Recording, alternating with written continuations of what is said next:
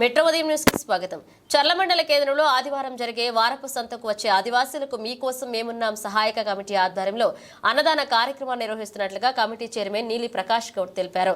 ఇప్పటి వరకు 138 వారాల నుంచి దాతల సహకారంతో అన్నదానం నిర్వహించామని తెలిపారు. ఈ వారం గోడపాటి శ్రీనివాసరావు వితరణతో అన్నదానం నిర్వహించారు. ఛత్తీస్గఢ్ రాష్ట్రంలో పలు ప్రాంతాల నుంచి సంతకు వచ్చే ఆదివాసీలకు ఈ అన్నదాన కార్యక్రమం ఎంతగానో ఉపయోగపడుతుందని తెలిపారు.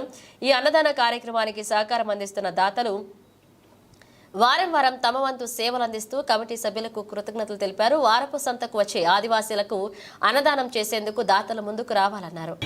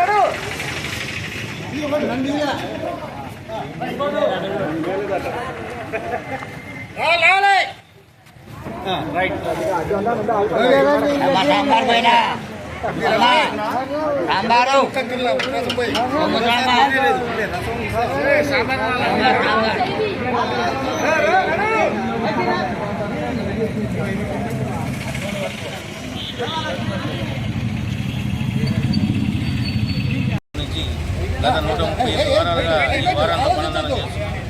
మరి ప్రతి ఆదివారం చర్లలో జరిగే సంతకు వచ్చే గిరిజన ప్రాంత వాసులు, అదేవిధంగా లోకంలో కొన్ని చిన్న వ్యాపారస్తులు భోజనాలు లేక చాలా ఇబ్బంది పడడం చూసి ఈ వారాంతం అన్నదానం స్టార్ట్ చేశాం.